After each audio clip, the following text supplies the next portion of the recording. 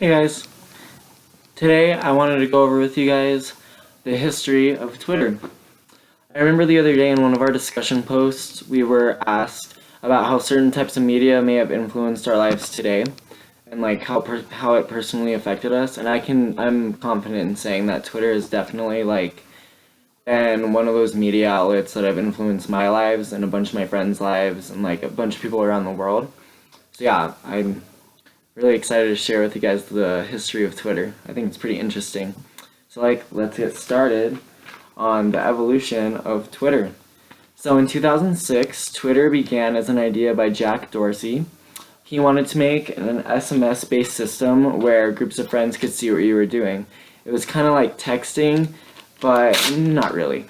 Um, that's kind of why Twitter has the 140 character limit because SMS texting back in the day before iPhones was they had like 140 characters. But he didn't want it to make it like a texting based app. He just wanted it to be like a discussion board, kind of like how Learn has discussion boards, but more popular. Um, but in 2017, due to the growth of smartphones and everything, Twitter began to realize that 140 characters was beginning to be obsolete. So they decided to increase the character limit to 280 characters. This had a bit of backlash, but eventually everyone agreed that 280 characters was the way to go to keep up with the times. So, to continue on with the history, Evan Williams and Biz Stone gave Jack the go-ahead to create this website and to develop it further. A fun fact about Twitter is that it used to be called Twitter without the I and the E, and that is thanks to Noah Glass, who is famed for the creation of this. But eventually he decided to finalize it and add in the vowels I and E to make it Twitter, how it is known today. So, Twitter was born, and the first tweet was sent on March 21st, 2006 at 9:50 p.m. And the tweet was, "Just set up my Twitter." And honestly, that's probably what my first tweet was also. That's kind of funny. As well as a lot of my friends. I know they've told me that. Anyway, so while Twitter was in the process of being developed by the ODEO, Apple was developing their own platform, which eventually put the ODEO out of business. Now, would Twitter cease to exist? No. Eventually, the Jack bought the rights back to the ODEO and got the Twitter platform back on track.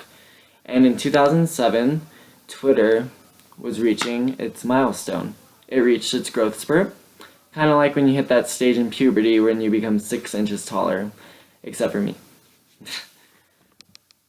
In 2007, Southwest Airlines hosted an event where Twitter was used as like the basic application for people to like express what's going on at the convention, and more than 60,000 tweets were sent per day during the convention, and this rapidly expanded the growth of Twitter. As Twitter was experiencing such a rapid growth, it was growing too fast that its own servers were having trouble keeping up with this.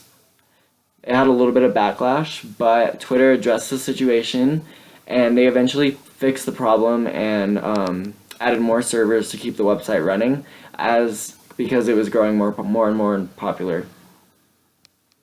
So, with more and more users beginning to join, some jargon began to become popular on the website.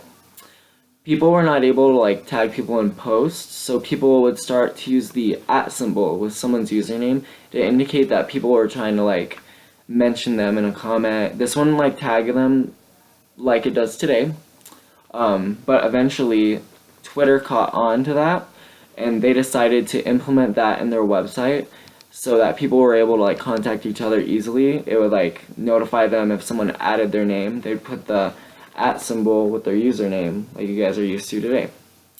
And the same thing happened with the hashtag. People were using hashtags as like a sort of jargon, like hashtag just got home, like all that stuff. And I think it's pretty cool that Twitter is very user-friendly and incorporates other people's ideas into the website. It's like, it makes it really unique. So eventually users wanted a way to like repost stuff to their timeline and to their feed for other friends to see. So Twitter eventually added the retweet button as well as the favorite button so they could like indicate what you like, what people liked on the website. And all of that was added in like 2010, and I think that's really cool. Twitter like incorporates its users' ideas, and I think that's super cool that it's user friendly.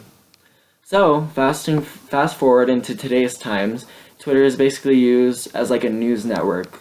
I see all my news on Twitter. I don't watch like CNN or Fox News.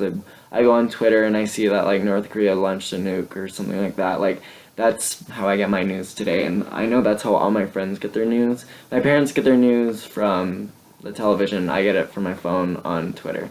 And like that's crazy that like such a difference. They watch the television, I scroll and see stuff. I think it's crazy. It basically became its own news network, and it became a place where people can interact with what they want to see. So like if you don't want to see what someone's tweeting, if you don't want to see what Trump's tweeting, unfollow. If you don't want to see what like someone posts this opinion you don't like, unfollow, block. I don't care. Do whatever you want. That's what you can do. You have the power to do that in the palm of your hand or on your computer. I think that's awesome, and it's a really cool way to express yourself and what you like to do and what you want to express under your own self. So that is the brief history of Twitter, and I hope you guys learned a lot from that. Thank you.